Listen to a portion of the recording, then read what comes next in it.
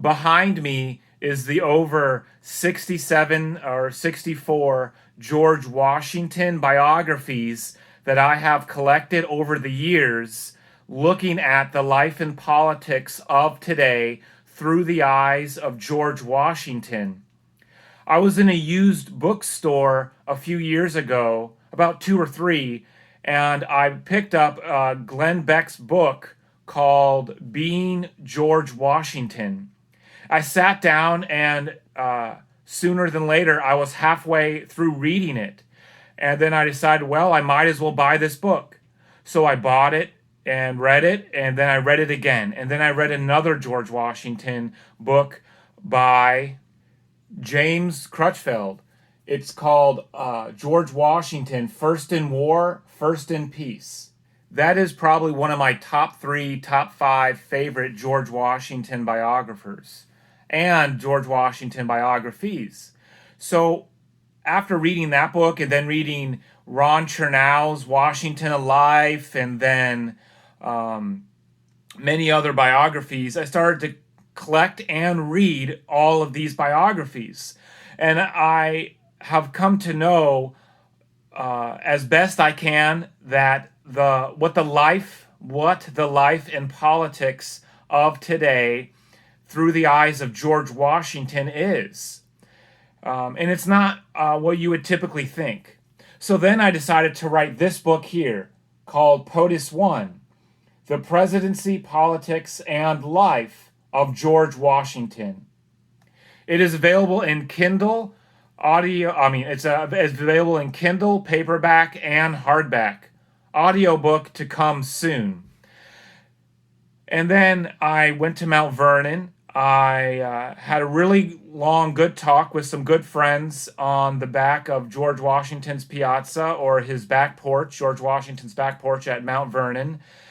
And then I scoured George Washington's Mount Vernon website, mountvernon.org.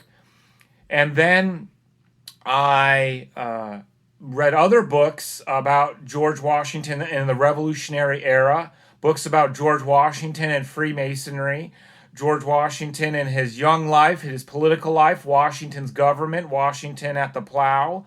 Mount Vernon is ours, about the history of Mount Vernon, all kinds of books. And, I started out with this journey about George Washington, and I have about 3 more books to write about George Washington. And I'm very proud. I'm in the process of writing the outlines for it. And I also have to work, and I have other responsibilities as well. But I think I have about 3 more books left about George Washington, different topics that I haven't written about. And I'm just really proud of the fact that I started this journey and said, hey, I'm going to write a book about George Washington. And I want to be an expert about George Washington for my generation. I want to be the noble and great things about George Washington for my generation.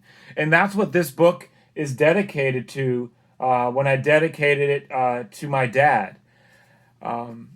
And there are many more great things to come with my George Washington Instagram, which is POTUS.1, and then my George Washington TikTok, POTUSONE,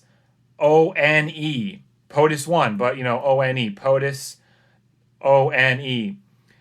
And thank you to all of you who were just very supportive throughout my whole journey.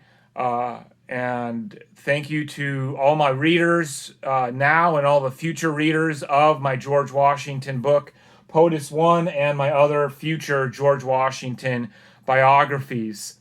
And I just am thankful. And in short, I would like to say George Washington would be slightly displeased with the unthankfulness of people in this country.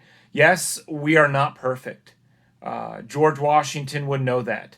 George Washington also knows that slavery and the human trafficking of today is a heart issue. You cannot legislate out the issue of slavery or human trafficking. It is a heart issue. You can do a lot of things. George Washington knows this. He did some things in his time with legislation like the Slave Trade Act of 1794, and there's other legislative things that were done, but you can't legislate it out totally. It's a heart issue as well. And there's other things like putting America first, like in his farewell address. You can't take care of other people if your country is plummeting economically, socially. You can't do that.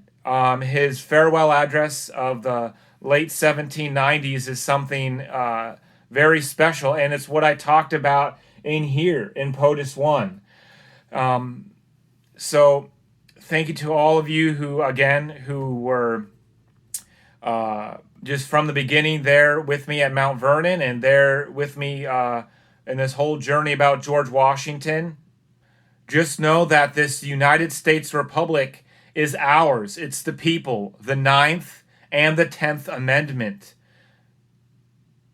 And George Washington would be very proud of those who stood up for others and for themselves and the United States Republic that was so dear fought, and the cause with which George Washington fought for the posterity of this great United States nation.